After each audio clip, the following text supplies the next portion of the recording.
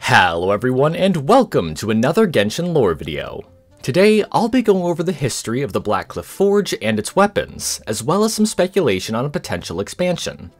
This lore is given to us through both the Prototype Weapons series and the Blackcliff Weapons series, as well as a few other sources. Also, this video does contain spoilers for the quests listed on screen now, so if you haven't done those, you have been warned. Anyways, let's move right on and get into the video.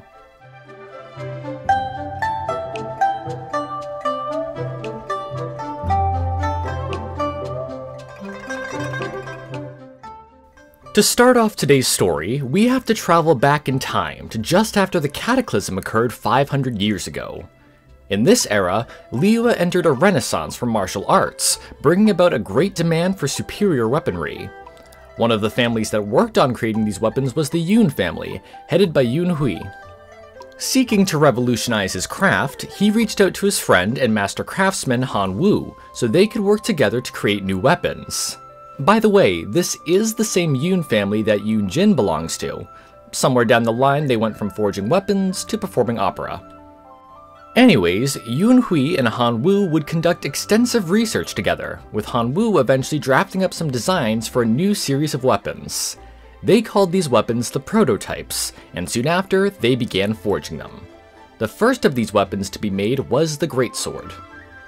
To test it, Han Wu traveled up north, where he managed to level a bamboo forest in an instant using the weapon.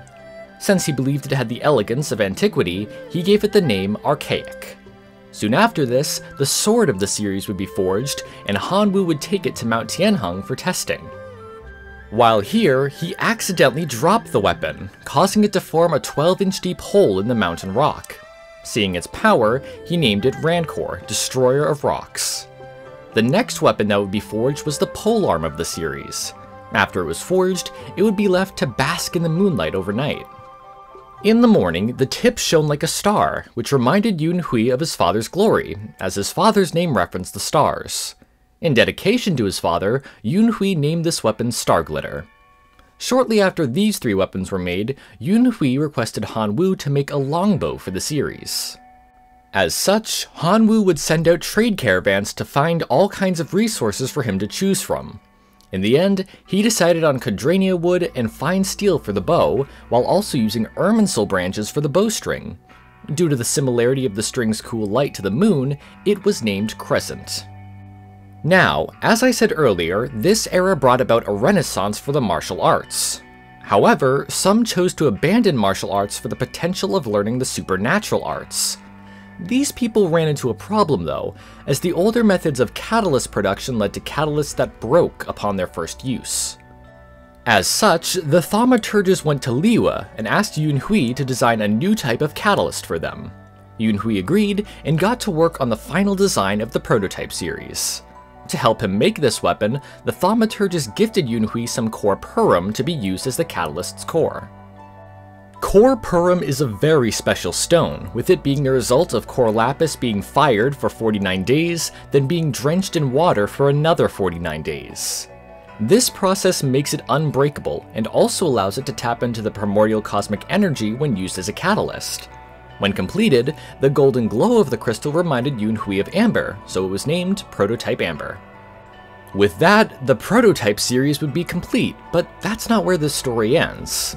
Soon after this series was completed, the Prototype weapons would be used as models for another weapon series, the Blackcliff series. These weapons were made using a rare stone called Blackcliff, and were of course created at the Blackcliff Forge. From a quick look at these weapons side to side, you can definitely see the resemblance between the two series. Now then, let's get into the story behind these series. After he was finished with the Prototype series, Han Wu decided to overhaul his entire weapon catalog, starting with a design for a new sword. He planned for this sword to be made of crystallized Blackcliff, but the problem was that this ore was extremely rare and located in the chasm. Fortunately, his old friend Yunhui had become a member of the Qixing by this point, and was able to grant him the crew he needed to make the trip for the ore. As such, Han Wu and his crew traveled to the chasm and began to gather the materials that they needed.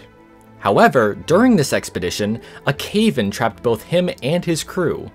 They attempted to use their mining tools to escape, but it was no use. After remaining trapped for 4 days, Hanwoo started to believe that all hope was lost. At that moment though, he saw a faint flickering emanating from the corner of the cave, which turned out to be the prototype sword he had brought with him. Hanwoo then picked up the sword and allowed it to live up to its name, using it to carve through the rock that trapped them until they finally reached the surface. Once they made it out, the sword shattered into pieces and Hanwoo's strength gave out. After this event, Hanwoo's personality changed significantly and he stopped using his furnace to make weapons. Now, Hanwoo actually had a son by the name of Hanse, who had previously left the forge to become a martial nomad, as he had no interest in his father's craft.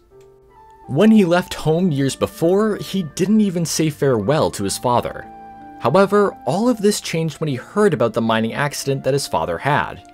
He quickly rushed home, finding his father a changed man.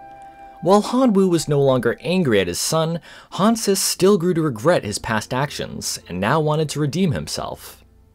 A few months would pass, and Hanse would read that the Earth's core had been sealed off by a monster infestation.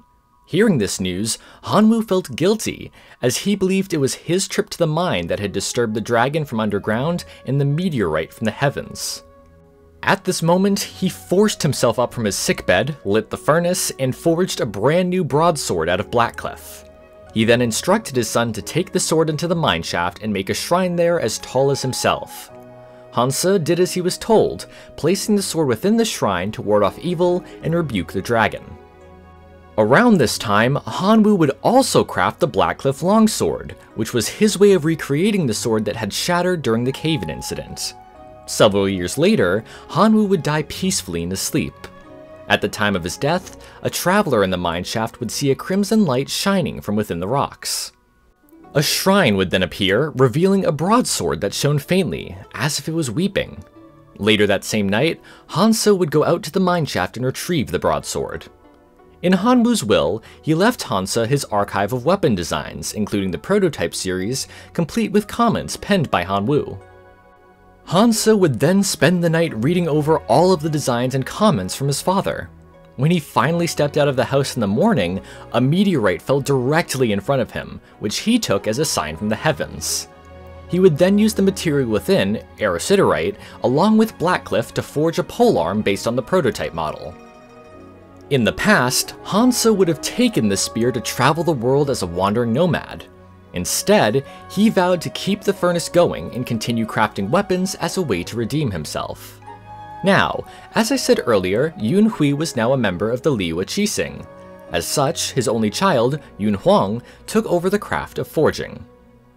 If she were to marry, her husband would take over as head of the house, as was family custom. However, this was a girl raised by Yunhui, an unyielding martial artist, so she decided to take over on her own. At this time, the land of Liyue had become increasingly plagued by earthquakes, making it extremely difficult to safely mine ore. Yunhuang feared that her family's name and craft would end with her, so she prayed for celestial intervention. Later that very night, Hanse arrived at her village and handed her the plans for the Prototype Weapon series. He also handed her a bow, saying, as the issue arose from Blackcliff, so too shall it end by Blackcliff. It is said that the House of Yun appreciates archery. Should it please you, give this bow a try. Yunhuang took the bow and fired an arrow into the sky, realizing her prayer had been answered. However, the earthquakes around Liyue continued to worsen. As they did, a man arrived at Mount Qingse claiming to be a visiting thaumaturge, and he was looking for 2 craftsmen by the name of Yun and Han. At the time, Yunhuang lived in Qingse village, so she immediately sent a messenger out to fetch Hanse. When he arrived, the thaumaturge informed them both that in the past, the Yuns and Hans came together to craft a new catalyst for the world. He then gifted them a piece of crimson corpurum, hoping it would help the people of Liyue in this troubled time. As such, the two lit the furnace at once and crafted a new catalyst with the crimson pure lapis at its center, the Blackcliff agate. Since the crimson stone was able to resonate with the ley lines of the earth, it was placed at the foot of Mount Tianheng so that people would know if it was safe to enter the mines. When peaceful times finally returned to Liyue, the Blackcliff agate disappeared, along with the fury of the earth's core. Now, I can't talk about the lore of an unreleased location without also doing a bit of speculation. Technically, the Blackcliff Forge is in the game already, but it's only a tiny area at the moment. To me, it seems like the area we have now is just the entrance to the forge, and we'll hopefully get the rest at a later point.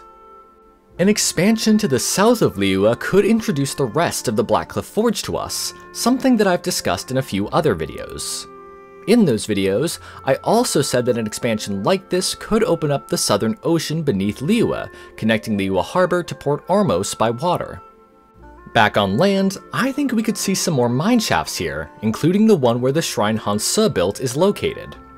We could also get a new world quest series that involves us finding some rare Blackcliff ore to forge new weapons. A quest like this could also involve descendants from both the Yun and Han families. Of course, we already have Yun Jin as a playable character, so maybe someone from the Han family will become a playable character too. As for when this expansion could be released, I'm thinking either version 5.4 or 6.4 alongside a Lanternite and a new Liyue character from the Han family. This would be similar to Chenyu Vale releasing alongside Lanternite as well as Gaming, a character from Chenyu Vale. Personally, I'm leaning towards a release in version 6.4 or later. After all, we did get Chenyu Vale quite recently, so I think the other nations of Teyvat should get expansions first, especially Mondstadt. Anyways, that's pretty much it for the lore of the Blackcliff Forge. This is just one of those places that I really want to see more of, and I really hope we can visit it in the future. If you want more lore about Liyue though, I recommend my videos on Guizhong of Chenyu Vale, A Return to Liyue, and expansions of previous nations. With that said, I would love to hear what other bits of lore you'd like me to cover in the comments below as well. Anyways, that's it for this video. Thank you so much for watching. Sources and further readings are also in the description if you want to check them out. I hope you all have an amazing day, and I'll see you all in the next video.